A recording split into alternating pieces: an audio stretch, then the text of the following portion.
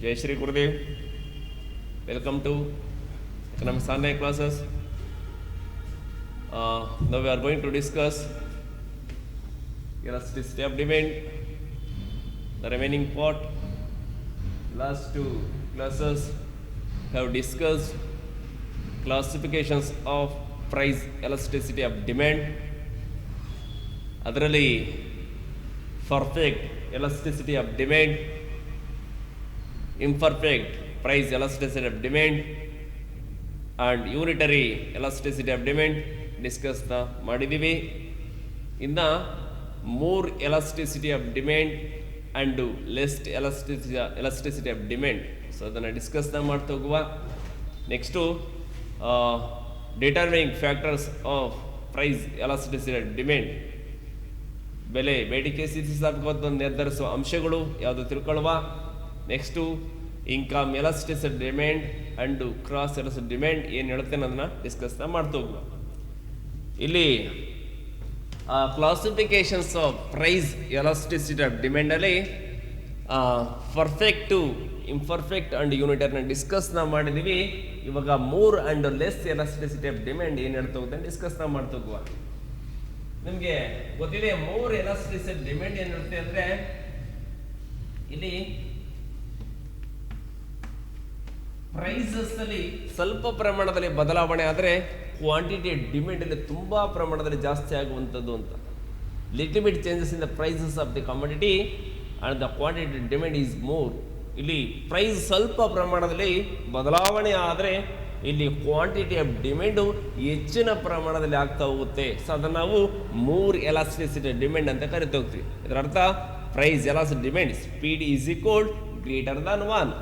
ಇಲ್ಲಿ ಸ್ಪೀಡ್ ಏನಿದೆ ಅದು ಒಂದಕ್ಕಿಂತ ಜಾಸ್ತಿ ಇರುವಂತದ್ದನ್ನು ನಾವು ಕರಿತೀವಿ. ಸೊ ಮೋರ್ ಎಲಾಸ್ಟಿಸಿಟಿ ಅಂತ ಕರಿತಾ ಹೋಗ್ತೀವಿ. ಇಲ್ಲಿ for example quantity demand and price, ಇಲ್ಲಿ ಒಂದು ಪ್ರೈಸ್ ಇದೆ ಅಂತ ಅಂದ್ಕೊಡಿ, ದಿಸ್ ದ ಕ್ವಾಂಟಿಟೀಸ್ ಇಷ್ಟಿದೆ ಅಂತ ಅಂದ್ಕೊಡಿ. ಒಂದು ವೇಳೆ ಪ್ರೈಸಸ್ ಸ್ವಲ್ಪ ಪ್ರಮಾಣದಲ್ಲಿ ಜಾಸ್ತಿ ಆಗಿದೆ ಅಂತ ಅಂದ್ಕೊಡಿ, ಇಷ್ಟು ಪಿ ನಾಟ್ ಇಂದ P1 ಗೆ ಇನ್ಕ್ರೀಸ್ ಆಗಿದೆ ಅಂದ್ಕೊಳ್ಳಿ, ಈ ಪಾಯಿಂಟ್ ಅಷ್ಟು. ಇಲ್ಲಿ ಕ್ವಾಂಟಿಟಿ ಡಿಮ್ಯಾಂಡು ತುಂಬಾ ಪ್ರಮಾಣದಲ್ಲಿ ಕಡಿಮೆ ಆಗಿದೆ, ಪ್ರೈಸು ಸ್ವಲ್ಪ ಪ್ರಮಾಣದಲ್ಲಿ ಜಾಸ್ತಿ ಆಗಿದೆ, ಕ್ವಾಂಟಿಟಿ ಡಿಮ್ಯಾಂಡ್ ತುಂಬಾ ಪ್ರಮಾಣದಲ್ಲಿ ಏನಾಗಿದೆ ಕಡಿಮೆ ಆಗಿದೆ. ಸೊ ಈ ರೀತಿ ಬರ್ತಾ ಹೋಗುತ್ತೆ. ಲುಕಾಟ್ ಇಲ್ಲಿ ಪ್ರೈಸಸ್ ಚೇಂಜ್ ಆಗಿರೋದು ಸ್ವಲ್ಪ ಪ್ರಮಾಣದಲ್ಲಿ, ಇಲ್ಲಿ ಕ್ವಾಂಟಿಟಿ ಡಿಮ್ಯಾಂಡ್ ಚೇಂಜ್ ಆಗಿರೋದು ತುಂಬಾ ಪ್ರಮಾಣದಲ್ಲಿ. ಇದನ್ನ ಮೂರ್ ಎಲಾಸ್ಟಿಸಿಟಿ ಅಂತ ಕರಿತಾ ಹೋಗ್ತೀವಿ. ಪ್ರೈಸ್ ಅಲ್ಲಿ ಸ್ವಲ್ಪ ಪ್ರಮಾಣದಲ್ಲಿ ಬದಲಾವಣೆ ಆಗಿದ್ದಕ್ಕೆ ಕ್ವಾಂಟಿಟಿ ಡಿಮ್ಯಾಂಡ್ ಅಲ್ಲಿ ಹೆಚ್ಚಿನ ಪ್ರಮಾಣದಲ್ಲಿ ಬದಲಾವಣೆ ಆಗೋದಕ್ಕೆ ನಾವು ಮೋರ್ ಎಲಾಸ್ಟಿಸಿಟಿ ಆಫ್ ಡಿಮ್ಯಾಂಡ್ ಅಂತ ನಾವು ಕರಿತಾ ಹೋಗ್ತೀವಿ. So PED is greater than 1. Next less elasticity of demand.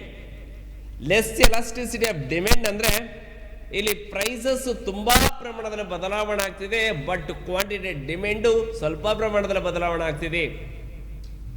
ಇಲ್ಲಿ elasticity of demand is more than the changes in the prices of the commodities.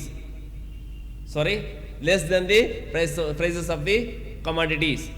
ಇಲ್ಲಿ ಪ್ರೈಸು ತುಂಬಾ ಪ್ರಮಾಣದಲ್ಲಿ ಬದಲಾವಣೆ ಆಗಿದ್ದಕ್ಕೆ ಕ್ವಾಂಟಿಟಿ ಆಫ್ ಡಿಮ್ಯಾಂಡ್ ಅಲ್ಲಿ ಸ್ವಲ್ಪ ಪ್ರಮಾಣದಲ್ಲಿ ಬದಲಾವಣೆ ಆಗುವಂಥದ್ದು, ಅದನ್ನು ನಾವು ಲೆಸ್ ಎಲಾಸ್ಟಿಸಿಟಿ ಆಫ್ ಡಿಮ್ಯಾಂಡ್ ಅಂತ ಕರಿತಾ ಹೋಗ್ತೀವಿ. Look at the diagram. ಇಲ್ಲಿ ನೋಡ್ತಾ ಹೋಗಿ, this a price P0, Q0. ಇಲ್ಲಿ ಪ್ರೈಸಸ್ P0 ಇಂದ P1 ಗೆ ಇಷ್ಟು ಬದಲಾವಣೆ ಆಗಿದೆ, ಚೇಂಜಸ್ ಆಗಿದೆ. ಬಟ್ ಕ್ವಾಂಟಿಟಿ ಡಿಮ್ಯಾಂಡ್ ಸ್ವಲ್ಪ ಪ್ರಮಾಣದ ಬದಲಾವಣೆ ನೋಡ್ಕೊಳ್ಳಿ. ಇಲ್ಲಿ ಪ್ರೈಸು P0 ಇಂದ P1 ಗೆ ಇನ್ಕ್ರೀಸ್ ಆಗಿದೆ, ಇಲ್ಲಿ ಕ್ವಾಂಟಿಟಿ ಡಿಮ್ಯಾಂಡ್ Q0 ಇಂದ Q1 ಗೆ ಡಿಕ್ರೀಸ್ ಆಗಿದೆ.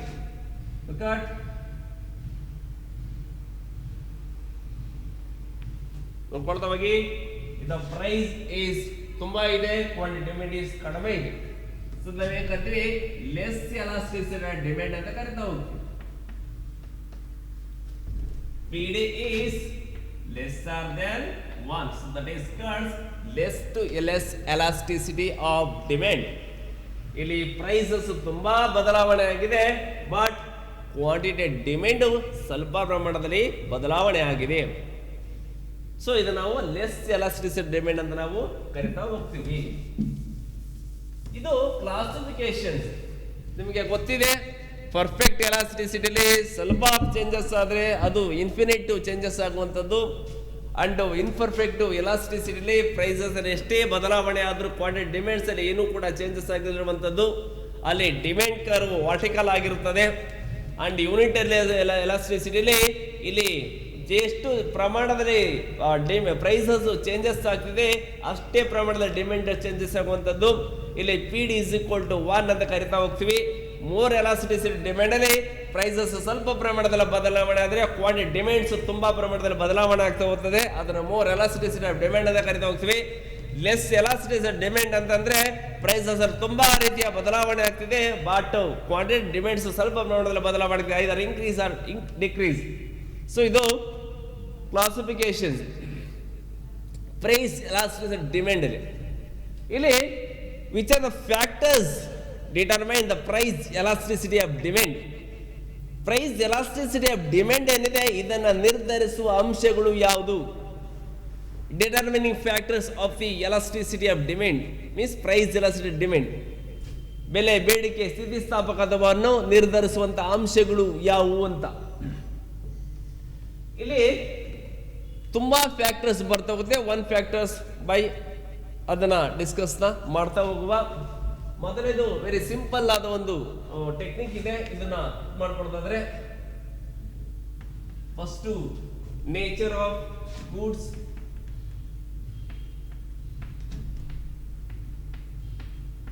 First factors. ಇಲ್ಲಿ ಬೆಲೆ ಹೆಚ್ಚಾದರೆ ಬೇಡಿಕೆ ಕಡಿಮೆ ಆಗುತ್ತದೆ, ಬೆಲೆ ಕಡಿಮೆ ಆದರೆ ಬೇಡಿಕೆ ಹೆಚ್ಚಾಗುತ್ತದೆ. ಇಲ್ಲಿ ಯಾವ ರೀತಿಯಾದ ಫ್ಯಾಕ್ಟರ್ಸ್ಗಳು ಎಕ್ಸ್ಟರ್ನಲ್ ಫ್ಯಾಕ್ಟರ್ಸ್ ಈ ಪ್ರೈಸ್ ಎಲಾಸ್ಟಿಸಿಟಿ ಡಿಮ್ಯಾಂಡ್ ಏನೇ ಇದರ ಮೇಲೆ ಇನ್ಫ್ಲುಯೆನ್ಸ್ ಆಗ್ತಾ ಹೋಗುತ್ತೆ. ಬೆಲೆ ಜಾಸ್ತಿ ಆದರೆ ಡಿಮ್ಯಾಂಡ್ ಕಡಿಮೆ ಆಗುತ್ತೆ, ಬೆಲೆ ಕಡಿಮೆ ಡಿಮ್ಯಾಂಡ್ ಜಾಸ್ತಿ ಆಗುತ್ತೆ. ಎಷ್ಟು ಪ್ರಮಾಣದಲ್ಲಿ ಜಾಸ್ತಿ ಆಗುತ್ತೆ, ಒಂದು ವೇಳೆ ಅದು ಜಾಸ್ತಿ ಆಗದಲ್ಲಿದ್ರೆ ಅದಕ್ಕೆ ಯಾವ್ದು ಇನ್ಫ್ಲುಯೆನ್ಸ್ ಮಾಡ್ತಾ ಹೋಗುತ್ತೆ. ಇಲ್ಲ ತುಂಬಾ ರೀತಿಯಾಗಿ ಏನಾದರೂ ಬದಲಾವಣೆ ಆದರೆ ಜಾಸ್ತಿ ಆದರೆ ಅದ್ರ ಮೇಲೆ ಯಾವ್ದು ಇನ್ಫ್ಲುಯೆನ್ಸ್ ಆಗ್ತಾ ಹೋಗುತ್ತೆ. ಸೊ ಇದನ್ನ ಡಿಸ್ಕಸ್ ಮಾಡ್ತಾ ಹೋಗುವ. ಮೊದಲನೇದು, ಒಂದು ವೇಳೆ ಅದು ಎಲಾಸ್ಟಿಕ್ ಇದೆ ಇಲ್ಲ ಇನ್ಎಲಾಸ್ಟಿಕ್ ಇದೆ, ಅದು ತುಂಬಾ ಚೇಂಜಸ್ ಆಗ್ತಿಲ್ಲ. ಸೊ ಇದು ಯಾವ ಫ್ಯಾಕ್ಟರ್ಸ್ ಅದ್ರ ಮೇಲೆ ಪರಿಣಾಮವನ್ನು ಉಂಟು ಮಾಡ್ತಾ ಹೋಗುತ್ತೆ. ಮೊದಲನೇದು ನೇಚರ್ ಆಫ್ ಗೂಡ್ಸ್. ಇಲ್ಲಿ ಗೂಡ್ಸ್ ನೇಚರ್ ಏನಿದೆ ಅದು ಕೂಡ ಪ್ರೈಸ್ ಎಲಾಸ್ಟಿಸಿಟಿ ಆಫ್ ಡಿಮ್ಯಾಂಡ್ ಮೇಲೆ ಪರಿಣಾಮವನ್ನು ಉಂಟು ಮಾಡ್ತಾ ಹೋಗುತ್ತೆ. ಇಲ್ಲಿ ಫಾರ್ ಎಕ್ಸಾಂಪಲ್ ಇಲ್ಲಿ ಎರಡು ರೀತಿಯಾಗಿ ಗೂಡ್ಸ್ ನೋಡ್ತೇವೆ. ಒಂದು ಕಾಮನ್ ಆಗಿ ಯೂಸ್ ಮಾಡುವ ಧನಮಾನ ಎಸೆನ್ಷಿಯಲ್ ಗೂಡ್ಸ್ಗಳು ನೋಡ್ತೇವೆ, ರೆಗ್ಯುಲರ್ ಆಗಿ ಯೂಸ್ ಮಾಡೋದು ಎಸೆನ್ಷಿಯಲ್ ಗೂಡ್ಸ್ಗಳು. ಈ ಎಸೆನ್ಷಿಯಲ್ ಗೂಡ್ಸ್ ಏನಿದೆ ಇದು ಪ್ರೈಸಸ್ ಅಲ್ಲಿ ಬದಲಾವಣೆ ಆದ್ರೆ ಸೊ ಅಷ್ಟು ಪ್ರಮಾಣದಲ್ಲಿ ಇದು ಪ್ರೈಸ್ ಎಲಾಸ್ಟಿಸಿಟಿ ಡಿಮ್ಯಾಂಡ್ ಅಲ್ಲಿ ಆಗ್ತಾ ಹೋಗುತ್ತೆ. ಮೀನ್ಸ್ ಡಿಮ್ಯಾಂಡ್ ಅಲ್ಲಿ ಅಷ್ಟು ಬದಲಾವಣೆ ಆಗಲ್ಲ. ಪ್ರೈಸ್ ಅಲ್ಲಿ ತುಂಬಾ ರೀತಿಯಾದ ಬದಲಾವಣೆ ಆದ್ರೂ ಕೂಡ ಇದ್ರ ಮೇಲೆ ಅಷ್ಟು ಬದಲಾವಣೆ ಆಗ್ತಾ ಹೋಗಲ್ಲ. ಕಾರಣ ಪ್ರೈಸ್ ಜಾಸ್ತಿ ಆದ್ರೂ ಕೊಂಡ್ಕೊಳ್ಳೇಬೇಕಾಗುತ್ತೆ. ಫಾರ್ ಎಕ್ಸಾಂಪಲ್ ಒಬ್ಬ ವ್ಯಕ್ತಿ ರೈಸನ್ನ ಕೊಂಡ್ಕೊಳ್ತಾರೆ ಅಂತ ಅನ್ಕೊಳ್ಳಿ. Rice the very essential, regular ಆಗಿ ಅಂತ ಬೇಕಾಗ್ತಾ ಹೋಗುತ್ತೆ. ಪ್ರೈಸು ಒಂದು 50 ರೂಪೀಸ್ ಇದೆ ಅಂತ ಅನ್ಕೊಳ್ಳಿ, ಅವನು ಕೂಡ ಅದು ಕೊಂಡ್ಕೊಳ್ಳೇಬೇಕಾಗುತ್ತೆ. 10 ರೂಪೀಸ್ ಇದ್ರು ಕೂಡ ಕೊಂಡ್ಕೊಳ್ಳೇಬೇಕಾಗುತ್ತೆ. ಇಲ್ಲಿ ಪ್ರೈಸಸ್ ಅಲ್ಲಿ ಆದ ಬದಲಾವಣೆಯಿಂದ ಕ್ವಾಂಟಿಟಿ ಡಿಮ್ಯಾಂಡ್ಸ್ ಅಲ್ಲಿ ಅಷ್ಟು ಪ್ರಮಾಣದಲ್ಲಿ ಬದಲಾವಣೆ ಆಗಲ್ಲ. ಇದು ಇನ್ಎಲಾಸ್ಟಿಕ್ ಅಂತ ಕರಿತಾ ಹೋಗ್ತೀವಿ. ಯಾಕೆಂತಂದ್ರೆ ಆ ವ್ಯಕ್ತಿಗೆ ಅದು ಎಸೆನ್ಷಿಯಲ್ ಅಗತ್ಯ. ಆಗ ಪ್ರೈಸ್ ಜಾಸ್ತಿ ಆದ್ರೂ ಕೊಂಡ್ಕೊಳ್ತಾನೆ, ಕಡಿಮೆ ಆದ್ರೂ ಕೊಂಡ್ಕೊಳ್ತಾ ಹೋಗ್ತಾನೆ. ಹಾಗಾಗಿ ಕ್ವಾಂಟಿಟಿ ಡಿಮ್ಯಾಂಡ್ಸ್ ಮೇಲೆ ಅಷ್ಟು ರೀತಿಯ ಪರಿಣಾಮ ಉಂಟು ಮಾಡ್ತಾ ಹೋಗಲ್ಲ. ಒಂದು ವೇಳೆ ಈ ಗೂಡ್ಸ್ ಏನೋ ಲಕ್ಸುರಿ ಗೂಡ್ಸ್ ಆಗಿರುತ್ತೆ ಅಂತ ಅನ್ಕೊಳ್ಳಿ. ಲಕ್ಸುರಿ ಗೂಡ್ಸ್ ಆದ್ರೆ ಸೊ ಅಲ್ಲೇನಾಗಿರುತ್ತೆ, ಎಲಾಸ್ಟಿಕ್ ಆಗಿರುತ್ತೆ. ಕಾರಣ ಏನಂತಂದ್ರೆ ಲಕ್ಸುರಿ ಗೂಡ್ಸ್ ಅನ್ನ ಕೊಂಡ್ಕೊಳ್ಳುವಂಥದ್ದು based on income, based on prices. ಒಂದು ವೇಳೆ ಯಾವುದೋ ಒಂದು ಲಕ್ಸುರಿ ಐಟಮ್ಸ್ ಇದೆ ಅಂತ ಅನ್ಕೊಳ್ಳಿ, ಅದ್ರ ಪ್ರೈಸ್ ತುಂಬಾ ಕಡಿಮೆ ಆದ್ರೆ ಜಾಸ್ತಿ ಕೊಂಡ್ಕೊಳ್ಳಿಕ್ಕೆ ಟ್ರೈ ಮಾಡ್ತಾನೆ. ಒಂದು ವೇಳೆ ಅದ್ರ ಪ್ರೈಸಸ್ ಏನು ತುಂಬಾ ಜಾಸ್ತಿ ಕ್ವಾಂಟಿಟಿ ಡಿಮ್ಯಾಂಡ್ಸ್ ಏನಾಗುತ್ತೆ, ಕ್ವಾಂಟಿಟಿ ಆಫ್ ಬೈಯಿಂಗ್ ಅದು ಕಡಿಮೆ ಆಗ್ತಾ ಹೋಗುತ್ತೆ. ಹಾಗಾಗಿ ಇಲ್ಲಿ ನೇಚರ್ ಆಫ್ ಗೂಡ್ಸ್ ಅಂದಾಗ ಲಕ್ಸುರಿ ಐಟಮ್ಸ್ ಏನಿದೆ ಇದ್ರದ್ದು ಎಲಾಸ್ಟಿಕ್ ಆಗಿರುತ್ತೆ. ಎಲಾಸ್ಟಿಕ್ ಅಂತಂದ್ರೆ ಇಲ್ಲಿ ಪ್ರೈಸ್ ಒಂದಿಗೆ ಕ್ವಾಂಟಿಟಿ ಡಿಮ್ಯಾಂಡ್ಸ್ ರೆಸ್ಪಾನ್ಸ್ ಮಾಡ್ತಾ ಹೋಗುತ್ತೆ. ಪ್ರೈಸ್ ಕಡಿಮೆ ಆದ್ರೆ ಹೆಚ್ಚಿನ ಪ್ರಮಾಣದ ಲಕ್ಸುರಿ ಐಟಮ್ಸ್ ಅನ್ನ ಕೊಂಡ್ಕೊಳ್ತಾ ಹೋಗ್ತಾನೆ. ಪ್ರೈಸಸ್ ಏನಾದ್ರೂ ಜಾಸ್ತಿ ಆದ್ರೆ ಆ ಲಕ್ಸುರಿ ಐಟಮ್ಸ್ ಅನ್ನ ಕಡಿಮೆ ಪ್ರಮಾಣದಲ್ಲಿ ಕೊಂಡ್ಕೊಳ್ತಾ ಹೋಗ್ತಾನೆ. ಇದು ನೇಚರ್ ಆಫ್ ಗೂಡ್ಸ್. ನೆಕ್ಸ್ಟ್ ಎರಡನೇದು availability of the substitutes. Availability of substitute goods. ಇಲ್ಲಿ ಸಬ್ಸ್ಟಿಟ್ಯೂಟ್ ಗೂಡ್ಸ್ ಏನಿದೆ ಅದ ಅವೈಲಬಿಲಿಟಿನೂ ಕೂಡ ಇಲ್ಲಿ ಪ್ರೈಸ್ ಎಲಾಸ್ಟಿಸಿಟಿ ಆಫ್ ಡಿಮ್ಯಾಂಡ್ ಮೇಲೆ ಪರಿಣಾಮವನ್ನು ಉಂಟು ಮಾಡ್ತಾ ಹೋಗುತ್ತೆ. ಡಿಫರ್ಡ್ ಕನ್ಸಂಪ್ಷನ್ಸ್ ಮುಂದೂಡಲ್ಪಡುವಂತಹ ಮೀನ್ಸ್ ಅನುಭೋಗ. ಡಿಫರ್ಡ್ ಕನ್ಸಂಪ್ಷನ್ಸ್ ಈಗ ಕೆಲವನ್ನ ನಾವು ಮುಂದೆ ಹೂಡ್ಬೋದು, ಅದು ತುಂಬಾ ಎಸೆನ್ಷಿಯಲ್ ಅಲ್ಲ, ಬಟ್ ಅದನ್ನ ನಾವು ಬೇರೆ ಬೇರೆ ಪರ್ಪೋಸ್ ಯೂಸ್ ಮಾಡ್ತಾ ಹೋಗ್ತೀವಿ. ಬಟ್ ರೆಗ್ಯುಲರ್ಗೆ ಅದು ಯೂಸ್ ಮಾಡಲೇಬೇಕು ಅಂತೇನಿಲ್ಲ. ಸೊ ಈ ಥರದ್ದು ಏನಿದೆ ಅದು ಎಲಾಸ್ಟಿಕ್ ಆಗಿರುತ್ತೆ. ಫಾರ್ ಎಕ್ಸಾಂಪಲ್ ಟಿವಿ, ಇದು ರೆಫ್ರಿಜರೇಟರ್ಸ್, ಈ ಥರ ಕೆಲವು ಬರ್ತಾ ಹೋಗುತ್ತೆ. ಇದನ್ನು ನಾವೇನು ಮಾಡ್ತೀವಿ, ಆ ಪ್ರೈಸಸ್ ಅಲ್ಲಿ ಬದಲಾವಣೆ ಆದಾಗ ಅದಕ್ಕೆ ರೆಸ್ಪಾನ್ಸ್ ನಾವು ಮಾಡ್ತಾ ಹೋಗ್ತೀವಿ. ಫಾರ್ ಎಕ್ಸಾಂಪಲ್ ಒಂದು ಟಿವಿ ಇದೆ ಅಂತ ಅನ್ಕೊಳ್ಳಿ, ಯಾವುದೋ ಒಂದು ಬೇರೆ ಟಿವಿನ ಒಂದು ಯಾವುದೋ ಹೊಸ ಬ್ರ್ಯಾಂಡ್ ಬಂದಿದೆ ಅಂತ ಅನ್ಕೊಳ್ಳಿ, ಆಯ್ತಾ. ಸೊ ಅದನ್ನ ಕೊಂಡ್ಕೊಳ್ಬೇಕು ಅಂದಾಗ ಅದು ಪ್ರೈಸ್ ಅನ್ನು ನೋಡ್ತಿರ್ತಾರೆ. ಪ್ರೈಸ್ ಅನ್ನು ಕಡಿಮೆ ಆದ್ರೆ ಅದ್ರ ಕ್ವಾಂಟಿಟಿ ಆಫ್ ಬೈಯಿಂಗ್ ಜಾಸ್ತಿ ಕೊಂಡ್ಕೊಳ್ತಾ ಹೋಗ್ತಾರೆ. ಮೀನ್ಸ್ ಜಾಸ್ತಿ ಅಂದ್ರೆ ತುಂಬಾ ಪೀಪಲ್ಸ್ ಕೊಂಡ್ಕೊಳ್ತಾರೆ ಅಂತ ಅರ್ಥ. ಒಂದ್ ವೇಳೆ ಅದು ಪ್ರೈಸಸ್ ಜಾಸ್ತಿ ಆಯ್ತು ಅಂತ ಅನ್ಕೊಳ್ಳಿ, ತುಂಬಾ ಕನ್ಸ್ಯೂಮರ್ಸ್ ಅದು ಕೊಂಡುಕೊಳ್ಳೋದು ನಿಂತ್ಕೊಳ್ತಾ ಹೋಗ್ತಾರೆ. ಸೊ ಎಲಾಸ್ಟಿಕ್ ಆಗಿರುತ್ತೆ. So the quantity demand for the TV response the prices of the TV. So ಇದ್ರ ಡಿಫರ್ಡ್ ಕನ್ಸಂಪ್ಷನ್ಸ್. ಒಂದ್ ವೇಳೆ ಮುಂದೂಡ್ಲಿಕ್ಕೆ ಸಾಧ್ಯನೇ ಇಲ್ಲ ಅಂತ ಅನ್ಕೊಳ್ಳಿ, ಸೊ ಸಡನ್ ಆಗಿ ಯೂಸ್ ಮಾಡ್ಕೋಬೇಕು ಅಂತ ಅನ್ಕೊಳ್ಳಿ, ಸೊ ಅದೇನಾಗ್ತಾ ಹೋಗುತ್ತೆ, ಅದು ಇನ್ಎಲಾಸ್ಟಿಕ್. ಅದು ಪ್ರೈಸ್ ಜಾಸ್ತಿ ಆದ್ರೂ ಕೂಡ ಕೊಂಡ್ಕೊಳ್ಳಬೇಕು, ಇಲ್ಲ ಪ್ರೈಸು ಕಡಿಮೆ ಆದ್ರೂ ಕೂಡ ಸೊ ಅದು ಕೊಂಡ್ಕೊಳ್ಳಬೇಕು. ಸೊ ಡಿಫರ್ಡ್ ಕನ್ಸಂಪ್ಷನ್ ಮೂರನೇದು. Next habits. ಕನ್ಸ್ಯೂಮರ್ಸ್ ಹ್ಯಾಬಿಟ್ಸ್ ಕೂಡ ಡಿಪೆಂಡ್ಸ್ ಆಗ್ತಾ ಹೋಗುತ್ತೆ. ಫಾರ್ ಎಕ್ಸಾಂಪಲ್ ಯಾವ್ದೊಂದು ಕಮಾಡಿಟಿ ಅನ್ನೋದ ಯೂಸ್ ಮಾಡುವಂಥದ್ದು ಒಂದು ಹಾಬಿ ಆಗಿರುತ್ತೆ ಅಂತ ಅನ್ಕೊಳ್ಳಿ, ಸೊ ಅದಕ್ಕೆ ಅಡಿಕ್ಟ್ ಆಗಿರ್ತಾರೆ ಅಂತ ಅನ್ಕೊಳ್ಳಿ. ಸೊ ಅದರ ಪ್ರೈಸಸ್ ಎಷ್ಟೇ ಬದಲಾವಣೆ ಆದ್ರೂ ಕ್ವಾಂಟಿಟಿ ಡಿಮ್ಯಾಂಡ್ಸ್ ಅಲ್ಲಿ ಬದಲಾವಣೆ ಆಗಲ್ಲ. 10 ರೂಪಾಯಿ 20 ರೂಪಾಯಿ ಆದ್ರೆ ಕೊಂಡ್ಕೊಳ್ತಾ ಹೋಗ್ತಾನೆ. ಫಾರ್ ಎಕ್ಸಾಂಪಲ್ ಏನು ಡ್ರಂಕರ್ಡ್ಸ್ ಏನಿದ್ದಾರೆ, ಅವರು ಯಾವುದೋ ಒಂದು ಇದ್ರ ಮೇಲೆ ಸೊ ಬ್ರ್ಯಾಂಡ್ ಮೇಲೆ ಅವರು ಡಿಪೆಂಡ್ಸ್ ಆಗಿರ್ತಾರೆ ಅಂತ ಅನ್ಕೊಳ್ಳಿ. ಸೊ ಅದ್ರ ಪ್ರೈಸಸ್ ತುಂಬಾ ಜಾಸ್ತಿ ಆದ್ರೂ ಕೂಡ ಅದ್ರ ಕೊಂಡುಕೊಳ್ಳೋ ಪ್ರಮಾಣವನ್ನು ಕಡಿಮೆ ಮಾಡಲ್ಲ. ಇದರ ಅರ್ಥ ಪ್ರೈಸಸ್ ಚೇಂಜ್ ಆದ್ರೆ ಕ್ವಾಂಟಿಟಿ ಡಿಮ್ಯಾಂಡ್ಸ್ ಅಲ್ಲಿ ಅಷ್ಟು ಪ್ರಮಾಣದ ಚೇಂಜಸ್ ಆಗಲ್ಲ. ಸೊ ಇನ್ಎಲಾಸ್ಟಿಕ್ ಅಂತೀವಿ. ಇನ್ಎಲಾಸ್ಟಿಕ್ ಅಂತಂದ್ರೆ ಪ್ರೈಸಸ್ ಅಲ್ಲಿ ಬದಲಾವಣೆ ಆಗಿದೆಯಾ, ಕ್ವಾಂಟಿಟಿ ಡಿಮ್ಯಾಂಡ್ಸ್ ಅಲ್ಲಿ ಬದಲಾವಣೆ ಆಗಲ್ಲ. So inelastic. ಒಂದ್ರ ಬಗ್ಗೆ ಅದ್ರ ಮೇಲೆ ಹ್ಯಾಬಿಟ್ಸ್ ಇಲ್ಲ, ಅದ್ರ ಮೇಲೆ ಇದಿಲ್ಲ ಅಂತಂದ್ರೆ, ಸೊ ಅವನಿಗೆ ಅಡಿಕ್ಟ್ ಆಗಿಲ್ಲ ಅಂತಂದ್ರೆ, ಸೊ ಯಾವ ಟೈಮಲ್ಲಿ ಆತ ಪ್ರೈಸಸ್ ಮೇಲೆ ಡಿಪೆಂಡ್ಸ್ ಆಗಿ ಕೊಂಡ್ಕೊಳ್ತಾನೆ ಅಂತ ಅನ್ಕೊಳ್ಳಿ, ಅವಾಗ ಏನಾಗುತ್ತೆ, ಪ್ರೈಸ್ ಕಡಿಮೆ ಕೊಂಡ್ಕೊಳ್ಳಿ ಟ್ರೈ ಮಾಡ್ತಾನೆ, ಪ್ರೈಸ್ ಜಾಸ್ತಿ ಸುಮ್ಕಾಗ್ಬಿಟ್ಟು ನ್ಯೂಟ್ಲಾಗ್ಬಿಡ್ತಾನೆ.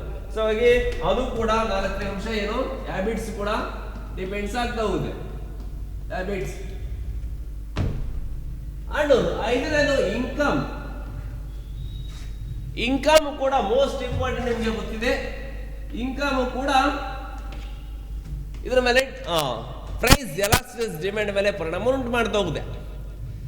ಇಲ್ಲಿ ಇನ್ಕಮ್ ಅಂತಂದ್ರೆ ಇಲ್ಲಿ purchasing power, people's conditions, economic conditions. ಇಲ್ಲಿ ಪರ್ಸನ್ಸ್ ಇನ್ಕಮ್ ಸುಖಾಬಿಡಿ ಇದೆ ಅಂತ ಅನ್ಕೊಳ್ಳಿ, ರಿಚ್ ಇದ್ದಾನೆ ಅಂತ ಅನ್ಕೊಳ್ಳಿ. ಸೊ ರಿಚ್ ಇದ್ದಂಥ ಸಂದರ್ಭದಲ್ಲಿ ಆ ವ್ಯಕ್ತಿ ಯಾವುದೇ ಒಂದು ವಸ್ತುವನ್ನು ಏನು ಕೊಂಡ್ಕೊಳ್ತಾ ಹೋಗ್ತಾನೆ ಅದಕ್ಕೆ ಅಷ್ಟು ಪ್ರೈಸ್ ಮೇಲೆ ಡಿಪೆಂಡ್ಸ್ ಆಗಲ್ಲ. ಸೊ ಇನ್ಎಲಾಸ್ಟಿಕ್ ಆಗಿರುತ್ತೆ. The persons is rich, if the purchasing power of the consumers is very high, so ಆವಾಗ ಏನಾಗುತ್ತೆ, ಪ್ರೈಸ್ ಅಲ್ಲಿ ಬದಲಾವಣೆ ಆದ್ರೆ ಕ್ವಾಂಟಿಟಿ ಡಿಮ್ಯಾಂಡ್ಸ್ ಅಲ್ಲಿ ಅಷ್ಟು ಮಟ್ಟದ ಬದಲಾವಣೆ ಆಗಲ್ಲ. ಒಂದು ವೇಳೆ ಪರ್ಸನ್ಸ್ ಕಂಡೀಷನ್ಸ್ ಇಸ್ ಪೂರ್, ಅವನ ಪರ್ಚೇಸಿಂಗ್ ಪವರ್ ಕಡಿಮೆ ಇದೆ, ಇನ್ಕಮ್ ಕಡಿಮೆ ಇದೆ, ಅವಾಗ ಏನಾಗುತ್ತೆ, ಸೊ ಯಾವುದೋ ಒಂದು ವಸ್ತುವಿನಲ್ಲಿ ಪ್ರೈಸಸ್ ಅಲ್ಲಿ ಬದಲಾವಣೆ ಆದ್ರೆ ಆ ವ್ಯಕ್ತಿ ಕೊಂಡುಕೊಳ್ಳೋ ಪ್ರಮಾಣವನ್ನು ಬದಲಾವಣೆ ಮಾಡ್ಕೊಳ್ತಾನೆ. ಪ್ರೈಸ್ ಜಾಸ್ತಿ ಆದಾಗ ಕಡಿಮೆ ಕೊಂಡ್ಕೊಳ್ತಾನೆ, ಕಡಿಮೆ ಆದ್ರೆ ಜಾಸ್ತಿ ಕೊಂಡ್ಕೊಳ್ತಾ ಹೋಗ್ತಾನೆ. ಹಾಗಾಗಿ ಇನ್ಕಮ್ ಕೂಡ ಇಲ್ಲಿ ಡಿಟರ್ಮಿನಿಂಗ್ ಫ್ಯಾಕ್ಟರ್ಸ್ ಆಗಿರುತ್ತೆ. So income. Next market awareness. First ಇದೇನು, ಮಾರ್ಕೆಟ್ ಅವೇರ್ನೆಸ್. ಇಲ್ಲಿ ಪ್ರೈಸ್ ಎಲಾಸ್ಟಿಕ್ ಡಿಮ್ಯಾಂಡ್ ಮೇಲೆ ಮಾರ್ಕೆಟ್ ಅವೇರ್ನೆಸ್ ಕೂಡ ಪರಿಣಾಮ ಉಂಟು ಮಾಡ್ತಾ ಹೋಗುತ್ತೆ. If the consumers is aware about the market, ಆ ಕನ್ಸ್ಯೂಮರ್ಸ್ ಏನಿದ್ದಾನೆ ಅವನಿಗೆ ಮಾರ್ಕೆಟ್ ಬಗ್ಗೆ ಅವೇರ್ ಇದೆ, ಡಿಮ್ಯಾಂಡ್ ಬಗ್ಗೆ ಗೊತ್ತಿದೆ, ಸಪ್ಲೈ ಬಗ್ಗೆ ಗೊತ್ತಿದೆ, ಪ್ರೈಸ್ ಬಗ್ಗೆ ಗೊತ್ತಿದೆ, ಅದರ ಅವೈಲಬಿಲಿಟಿ ಅದ್ರ ಬಗ್ಗೆ ಗೊತ್ತಿದೆ ಅಂತ ಅನ್ಕೊಳ್ಳಿ. ಸೊ ಆ ಸಂದರ್ಭದಲ್ಲಿ ಏನಾಗ್ತಾ ಹೋಗುತ್ತೆ, ಅದು ಎಲಾಸ್ಟಿಕ್ ಆಗಿರುತ್ತೆ. ಯಾಕೆ ಎಲಾಸ್ಟಿಕ್ ಆಗಿರುತ್ತೆ ಅಂತಂದ್ರೆ ಆತ ಪ್ರೈಸ್ ಜಾಸ್ತಿ ಆದ್ರೆ ಕಡಿಮೆಯನ್ನ ಕೊಂಡುಕೊಡ್ತಾನೆ, ಕಡಿಮೆ ಜಾಸ್ತಿ ಕೊಂಡುಕೊಡ್ತಾನೆ. Is aware about the market condition. ಒಂದು ವೇಳೆ ಇದು ಪರ್ಸನ್ಸ್ ಏನೋ ವ್ಯಕ್ತಿ ಇದನ್ನ ಕನ್ಸ್ಯೂಮರ್ಸ್ ಏನಿದ್ದಾರೆ ಅವನಿಗೆ ಮಾರ್ಕೆಟ್ ಬಗ್ಗೆ ಅವೇರ್ ಇಲ್ಲ, ಪ್ರೈಸ್ ಎಷ್ಟಿದೆ ಗೊತ್ತಿಲ್ಲ, ಡಿಮ್ಯಾಂಡ್ ಎಷ್ಟಿದೆ ಏನು ಗೊತ್ತಿಲ್ಲ ಅವನಿಗೆ, ಸೊ ಅವನಿಗೆ ಬೇಕಾದ ಕೊಂಡ್ಕೊಂಡು ಬರ್ತಾನೆ ಅಂದ್ರೆ ಏನಾಗುತ್ತೆ, ಅದು ಇನ್ಎಲಾಸ್ಟಿಕ್ ಆಗಿರುತ್ತೆ. ಆತ ಆ ಪ್ರೈಸ್ ಒಂದಿಗೆ ರೆಸ್ಪಾನ್ಸ್ ಮಾಡೋ ಸುಮ್ಕೆ ಹೋಯ್ತಾನೆ, ಕೊಂಡ್ಕೊಂಡು ಬರ್ತಾನೆ. ಸೊ ಅವನಿಗೆ ಮಾರ್ಕೆಟ್ ಅವೇರ್ನೆಸ್ ಕೂಡ ನಮಗೆ ಇಂಪಾರ್ಟೆಂಟ್ ಆಗಿರುತ್ತೆ. ಅಂಡ್ ಏಳನೇದು ವೆರೈಟಿ ಆಫ್ ಯೂಸಸ್. ಒಂದು ವಸ್ತುವನ್ನ ಯೂಸ್ ಮಾಡೋದ್ರಿಂದ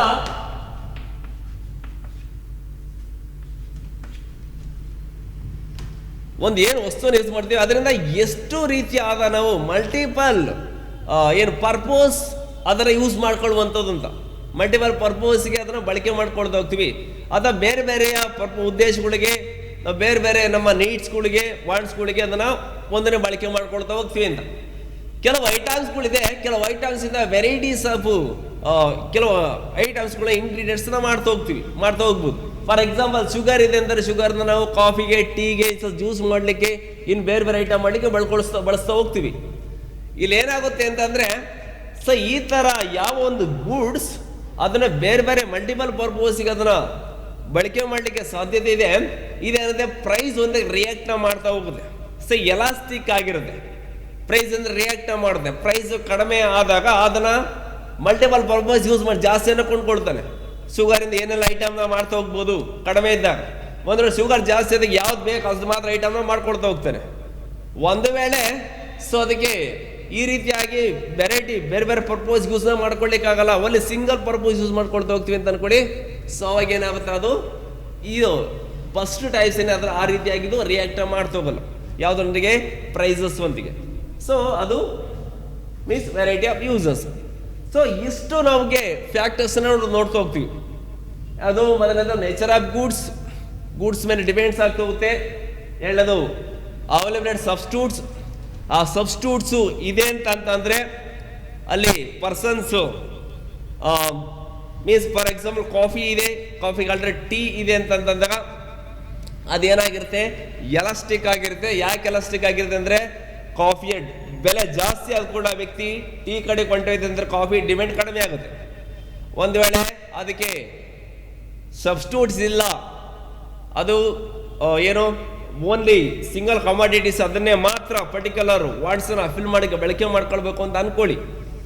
ಸೊ ಅವಾಗ ಏನಾಗಿರುತ್ತೆ, ಇನ್ಎಲಾಸ್ಟಿಕ್. ಪ್ರೈಸ್ ಎಷ್ಟೇ ಬದಲಾವಣೆ ಆಗಲಿ ಅದರ ಕೊಂಡುಕೊಳ್ಳೋ ಪ್ರಮಾಣದ ಅಷ್ಟು ರೀತಿಯ ಬದಲಾವಣೆಗಳಾಗಲ್ಲ. ಅಂಡು ನಿಮಗೆ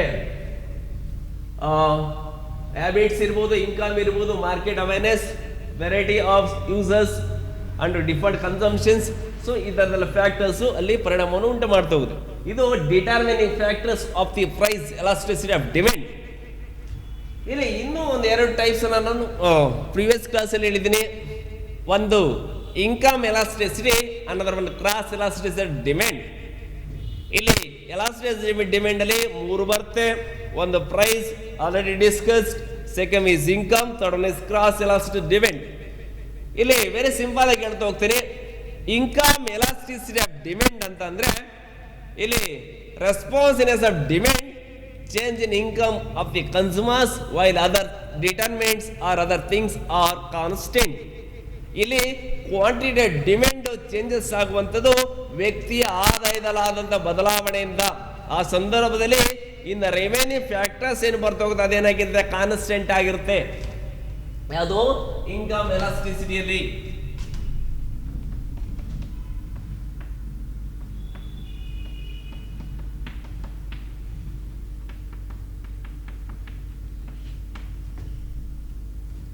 ಇನ್ಕಮ್ ಎಲಾಸ್ಟಿಸಿಟಿ ಇಲ್ಲಿ Y E D income elasticity demand. ಇಲ್ಲಿ ಕ್ವಾಂಟಿಟಿ ಆಫ್ ಡಿಮ್ಯಾಂಡ್ ಚೇಂಜ್ ಆಗ್ತಾ ಹೋಗುತ್ತೆ. ಯಾವುದರಿಂದ ಅಂದ್ರೆ ಇನ್ಕಮ್ ಇಂದ. So changes in the demand of the commodity by change in the income of the consumer. ಇಲ್ಲಿ ಕ್ವಾಂಟಿಟಿ ಆಫ್ ಡಿಮ್ಯಾಂಡ್ ಚೇಂಜಸ್ ಆಗ್ತದೆ. ಯಾವುದರಿಂದ ಚೇಂಜಸ್ ಆಗ್ತದೆ ಅಂದ್ರೆ ಆ ಪರ್ಸನ್ಸ್ ಇನ್ಕಮ್ ಇಂದ ಚೇಂಜ್ ಆಗ್ತಾ ಹೋಗುತ್ತೆ. ಆ ವ್ಯಕ್ತಿಯ ಇನ್ಕಮ್ ಜಾಸ್ತಿ ಆದಾಗ ಕ್ವಾಂಟಿಟಿ ಡಿಮ್ಯಾಂಡ್ ಜಾಸ್ತಿ ಆಗ್ತಾ ಹೋಗುತ್ತೆ. ಇಲ್ಲಿ ಪಾಸಿಟಿವ್ ರಿಲೇಶನ್ಶಿಪ್ ಇದೆ ಇನ್ಕಮ್ ಮತ್ತು ಡಿಮ್ಯಾಂಡ್ ನಡುವೆ. ಒಂದು ವೇಳೆ ಇನ್ಕಮ್ ಅಂದ್ರೆ ಕಡಿಮೆ ಆಯ್ತು ಅಂತಂದ್ರೆ ಸೊ ಆ ವಸ್ತುವಿನ ಕೊಂಡುಕೊಳ್ಳುವ ಪ್ರಮಾಣ ಕಡಿಮೆ ಆಗ್ತಾ ಹೋಗುತ್ತೆ. ಹಾಗಾಗಿ ಇಲ್ಲಿ ಕ್ವಾಂಟಿಟಿ ಆಫ್ ಡಿಮ್ಯಾಂಡ್ ರೆಸ್ಪಾನ್ಸ್ ಇದೆ change in income of the consumer. Income ಜಾಸ್ತಿ ಆದಾಗೆ ಡಿಮ್ಯಾಂಡ್ ಜಾಸ್ತಿ ಆಗುತ್ತೆ, ಇನ್ಕಮ್ ಕಡಿಮೆ ಆದ್ರೆ ಡಿಮ್ಯಾಂಡ್ ಕಡಿಮೆ ಆಗ್ತಾ ಹೋಗುತ್ತೆ. So wide is equal change in the demand for the commodity divided by change in the income of the consumers. Quantity demand change ಆಗುವಂಥದ್ದು ಯಾವುದರಿಂದ ಅಂದ್ರೆ ಇನ್ಕಮ್ ಇಂದ ಚೇಂಜ್ ಆಗ್ತಾ ಹೋಗುತ್ತೆ. ಅದನ್ನ ಈ ರೀತಿ ಬರಿತಾ ಹೋಗ್ಬೋದು. ನಿಮಗೆ ಪ್ರೈಸ್ ವರ್ಸಸ್ ಡಿಮ್ಯಾಂಡ್ ಅಲ್ಲಿ ಕ್ಯಾಲ್ಕುಲೇಟ್ ಮಾಡಿದ್ರ YED is equal delta Q divided by delta y into y divided by q. ಇಲ್ಲಿ ಡೆಲ್ಟಾ ಕ್ಯೂ ಏನ್ ಹೇಳುತ್ತೆ ಅಂತಂದ್ರೆ delta Q change in the quantity of demand due to the changes in the income of the consumer. ಇಲ್ಲಿ quantity demands ಎಷ್ಟು ರೀತಿಯ changes ಆಗಿದೆ ಯಾವುದರಿಂದ ಅಂದ್ರೆ ಕನ್ಸ್ಯೂಮರ್ ಇನ್ಕಮ್ ಅಲ್ಲಿ ಬದಲಾವಣೆ ಆಗಿದ್ದಕ್ಕೆ. ಅಂದ್ರೆ ಡೆಲ್ಟಾ ವೈ ಏನಂತಂದ್ರೆ changes in the income of the consumers ಎಷ್ಟು ಚೇಂಜಸ್ ಆಗಿದೆ, ಎಷ್ಟು ಪ್ರಮಾಣದ ಬದಲಾವಣೆ ಆಗಿದೆ. ಇನ್ಕಮ್ ವೈ ಏನಂತೆ initial income and quantity is initial quantity. ಇದೊಂದನ್ನ ಕ್ಯಾಲ್ಕುಲೇಟ್ ಮಾಡುವ ವೆರಿ ಸಿಂಪಲ್ ಆಗಿ. ಫಾರ್ ಎಕ್ಸಾಂಪಲ್ ಒಬ್ಬ ಪರ್ಸನ್ಸ್ ಇನ್ಕಮ್ 10,000 ಇಂದ 12,000 ರುಪೀಸ್ಗೆ ಇನ್ಕ್ರೀಸ್ ಆಗಿದೆ ಅಂತ ಅಂದುಕೊಡು. Person's income increase to 10,000 to 12,000. ಆ ಟೈಮಲ್ಲಿ ಇಲ್ಲಿ quantity demand for the commodity ಯಾವುದು ಕಮಾಡಿಟಿ ಏನು ಕೊಂಡ್ಕೊಳ್ತಿದ್ದಾನೆ ಆ ಕಮಾಡಿಟಿಯ ಡಿಮ್ಯಾಂಡ್ 30 ಕಿಲೋ ಇಂದ 40 ಕಿಲೋಗೆ ಇನ್ಕ್ರೀಸ್ ಆಗಿದೆ. Calculate income elasticity of demand. ವ್ಯಕ್ತಿ ಆದಾಯ 10,000ದಿಂದ 12,000ಕ್ಕೆ ಇನ್ಕ್ರೀಸ್ ಆಗಿದ್ದಕ್ಕೆ ಅಲ್ಲಿ ಕ್ವಾಂಟಿಟಿ ಡಿಮ್ಯಾಂಡ್ಸ್ ಎಷ್ಟು ರೀತಿಯಾಗಿ ಬದಲಾವಣೆ ಆಗಿದೆ ಕ್ಯಾಲ್ಕುಲೇಟ್ ಮಾಡ್ತಾ ಹೋಗಿ ಅಂತ. ಇಲ್ಲಿ ಡೆಲ್ಟಾ ಕ್ಯೂ ಅಂತಂದ್ರೆ ನಿಮಗೆ ಗೊತ್ತಿದೆ ಚೇಂಜ್ ಇನ್ ದ ಕ್ವಾಂಟಿಟಿ. ಇಲ್ಲಿ ಕ್ವಾಂಟಿಟಿ ಎಷ್ಟು ಚೇಂಜ್ ಆಗಿದೆ 40 ಇಂದ 30ಗೆ ಚೇಂಜಸ್ ಆಗಿದೆ. ಸೊ 10 ಕಿಲೋ ಬದಲಾವಣೆ ಆಗಿದೆ. ಅಂಡ್ ಡೆಲ್ಟಾ ವೈ ಅಂತಂದ್ರೆ ಇನ್ಕಮ್ ಎಷ್ಟಿಂದ ಎಷ್ಟಿಗೆ ಡೌನ್ ಆಗಿ ಇನ್ಕ್ರೀಸ್ ಆಗಿದೆ 10 ಇಂದ 12,000 to 12,000 minus 10,000. ಸೊ ಇಲ್ಲಿ 2,000 ಅಷ್ಟು ಚೇಂಜಸ್ ಆಗಿದೆ. ಇಲ್ಲಿ delta Q is 10, delta Y is 2,000. ಇಲ್ಲಿ ವೈ ಅಂತಂದ್ರೆ ಇನಿಷಿಯಲ್ ಇನ್ಕಮ್, ಕ್ಯೂ ಅಂತಂದ್ರೆ initial quantity. Initial income and initial quantity. ಈಗ ಕ್ಯಾಲ್ಕುಲೇಟ್ ಮಾಡ್ತಾ ಹೋಗುವ ಯಾವ ರೀತಿಯಾಗಿ ಬರ್ತಾ ಹೋಗುತ್ತೆ ಅಂತ.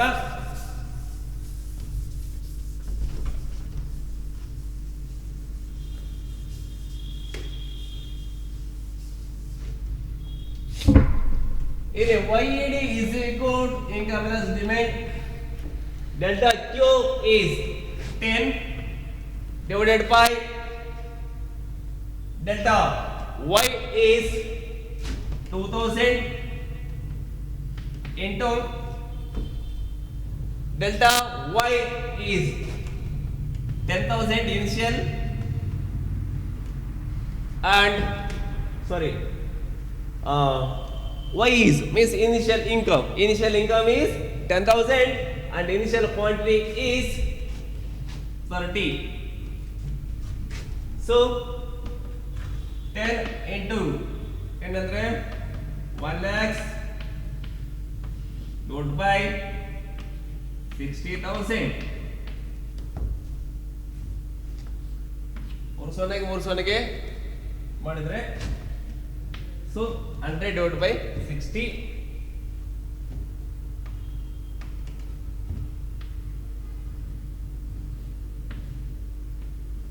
growth only and 6 ಅದರಲ್ಲಿ 36 and ಪಾಯಿಂಟ್ ಹಾಕೊಂಡ್ರೆ ಮತ್ತೆ 0.2 ಹೋಗ್ಬೋದು. ಇನ್ನು 4 ಉಳಿಯುತ್ತೆ.